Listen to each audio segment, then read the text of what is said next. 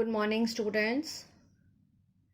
In continuation with algebra, class 7th, we are going to start with chapter 12, algebraic expressions. Now, as the name suggests, what is an expression? This you have understood you have done in your class 6th also. Now, how you have done that? If you remember, there was a chapter called algebra in 6th in which you did expressions. Now what is an expression? So think x is multiplied by 5 and added to 4.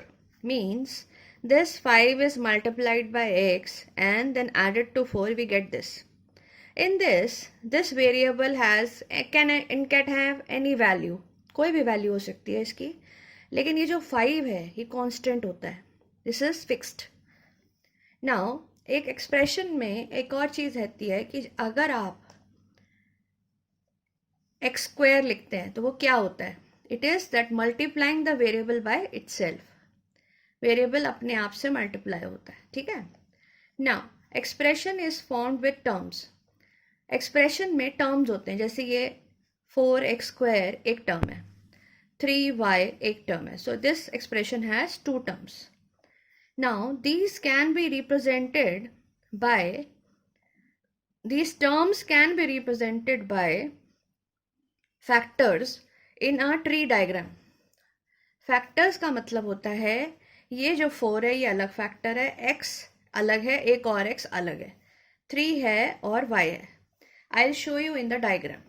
See, like this. 4x² plus 3y. It has 2 terms, 4x² and 3y. And these 2 terms this term has 3 factors, 4, x and x. And this term has 2 factors, 3 and y. Same way we take one more example, 8y plus 3x² y. Now this has 2 terms, 8y and 3x² y. 8y के 2 factors हो गए 8 और y, और इसके factors हो गए 3x, x and y. अभी बहुत बड़ा चैप्टर है लेकिन मैं टॉपिक करके समझाऊंगी. सो अभी आपने क्या सीखा आपने कि एक्सप्रेशन कैसे लिखते हैं, एक्सप्रेशन में टर्म्स कैसे होते हैं और टर्म्स के हम फैक्टर्स कैसे निकालते हैं. तो इसी पर बेस्ड आपके 12.1 के क्वेश्चंस हैं. First question, get the algebraic expression in the following cases using variable, constant and arithmetic operation. मतलब इसमें सब कुछ दिया हुआ है, आपको इसको एक्सप्रेशन बनाना है. Subtraction of z from y. From y है तो पहले क्या आएगा? y आएगा. सो y माइनस z, ये हमारा एक्सप्रेशन हो गया. उन्होंने सिंपल से स्टार्ट किया. Let's do it. 1/2 of the sum of numbers x y. 1/2 क्या होता है? ये होता है हाफ. 1/2 ऑफ मतलब मल्टीप्लाई हो रहा है. Sum of x and y, x plus y. 1/2 of x plus y. Next,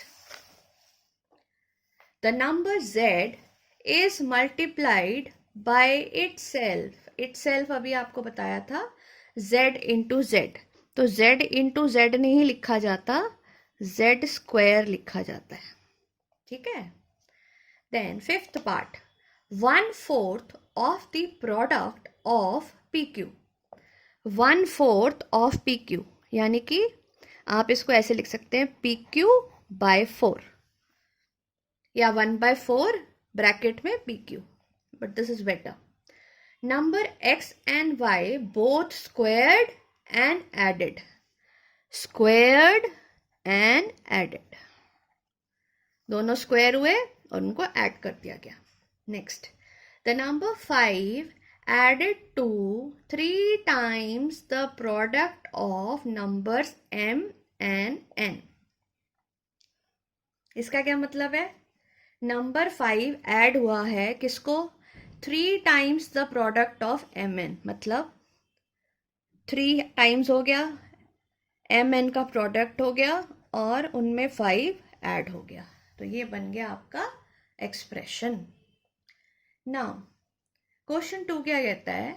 identify the terms and factors and show them by T diagram. इसके लिए वही मेथड है, सिंपल। इसमें कितने टर्म्स हैं? 2, x एंड 3। फैक्टर्स कितने हैं? इसका एक ही फैक्टर है x, इसको डॉटेड लाइन में लिखना होता है, इसका 3, सिंपल। इसमें देखते हैं ये क्या है? 3 टर्म्स हैं इसके, 1 x और x स्क्वायर। तो इसका क्या हो गया फैक्टर? 1, इसका भी 1, इसका x एंड x। इसका देखते हैं, इसके 2 टर्म्स हैं, 5x y square, 7x square y। अब इसके फैक्टर्स हैं 5x y y। इसमें ब्रैकेट डॉटेड लाइन में 7x x y। In this way, this question 2 has to be done. Now, question 2 का ही सेकेंड पार्ट है, identify terms and factors in the expression given below. तो आपका ये expression दिया हुआ है, ठीक है। अब इसका हमने क्या करना है? टर्म बताने हैं। तो 4x टर्म्स कौन से हैं इसके? 4x minus 4x comma plus 5, ठीक है। अब इसके फैक्टर्स कौन से हो गए? -4x इसका हो गया और इसका 5 हो गया, ऐसे ही लिख लेंगे। फिर नेक्स्ट सी पार्ट, टर्म्स हो गए इसके 5y और 3y स्क्वायर, और इसके फैक्टर हो गए 5 y, इसके फैक्टर हो गए 3 y, इस तरह से।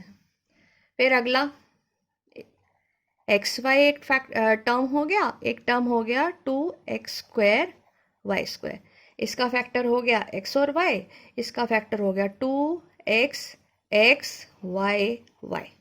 इस तरह से समझ आ गया है तो इट्स वेरी इजी, कुछ नहीं करना इसमें, ठीक है। अगला एफ पार्ट का भी मैंने आपको करके दिखाया हुआ है। टर्म्स ये हैं और फैक्टर्स ये हैं। नाउ एक चीज हमने अभी समझ ली, अब अगली चीज क्या है? कोफिशिएंट। कोफिशिएंट का मतलब है न्यूमेरिकल कोफिशिएंट ऑफ x। क्या है ये देखिए, x का कोफिशिएंट है 5, मतलब उसके साथ जो नंबर लगते हैं ना उनको कोफिशिएंट बोलते हैं। ये न्यूमेरिकल वैल्यू भी हो सकती है, ये एल्जेब्रिक वैल्यू भी हो सकती है। जिस चीज़ का कोफिशिएंट पूछा गया है वो चीज़ का वो कोफिशिएंट होता है उसका साथ वाली टर्म में। पूरे एक टर्म में अगर आपसे पूछा गया है कोफिशिएंट ऑफ y बताओ, तो आप क्या बोलेंगे? 5x square.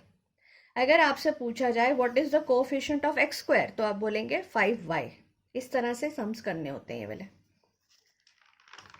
Now like and unlike terms.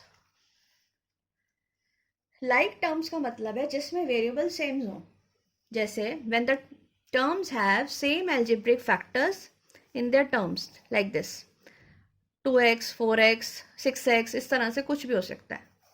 When the terms have different algebraic factors, they are called unlike terms. जैसे 2xy 4z 3z इस तरह से हो तो ये अलग अलग हो गए, लाइक अनलाइक, ठीक है।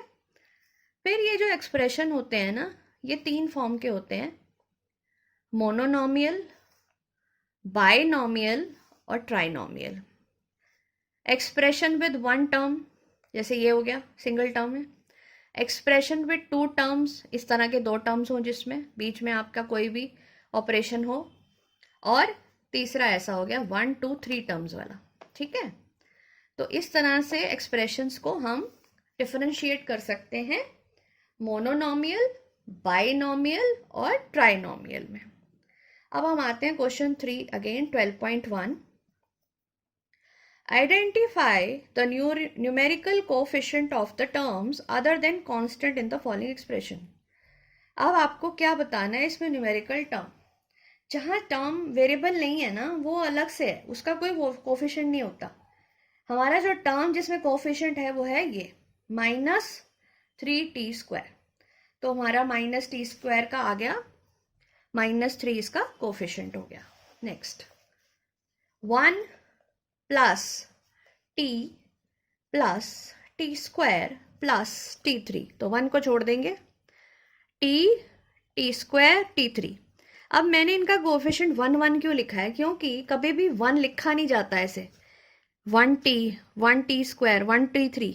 अगर आपने वेरिएबल को एक बार लिखा है, it is understood it is 1। जैसे यहाँ देखिए x + 2xy + 3y। अब इसमें x की वैल्यू 1 है, इसमें xy की वैल्यू 2 है, इसमें y की वैल्यू 3। मतलब वैल्यू मतलब इसके साथ उसका कांस्टेंट जो लगा हुआ है, इसका कांस्टेंट 1 है। तो 3 टर्म्स हो गए x, 2xy और 3y। इसका हो गया कोफिशिएंट 1, इसका 2, इसका 3। इस तरह से यहाँ पे है फिफ्थ पार्ट में -p² q² + 7pq। अब ये -p² q² जो है ये टर्म हो गया, इसका कोफिशिएंट हो गया -1 और 7pq का हो गया 7। क्वेश्चन 4 क्या कहता है, identify the term which contains x and give the coefficient of x। अब इन एक्सप्रेशंस में आपको x वाला टर्म ढूंढना है, ठीक है। तो आपने ढूंढा, इस वाले में y² x + y, तो ये वाला टर्म जो है वो x वाला है, मैंने लिख लिया। और इसमें कोफिशिएंट ऑफ x क्या हो गया, y²। इस तरह से इन दोनों में कौन सा वाला x वाला है, ये वाला -8yx। तो x का कोफिशिएंट क्या होगा, -8y। अब इसमें देखते हैं 5 + z + zx, तो हमारा आंसर आएगा यहाँ zx और इसका कोफिशिएंट क्या हो गया, z। अब इसमें 12xy², तो कोफिशिएंट ऑफ x क्या हो गया, 12y²। इस तरह से करते हैं। Identify the term which contain y² and give the coefficient of y²। अब इसमें x का था, इसमें किसका है, y² का है।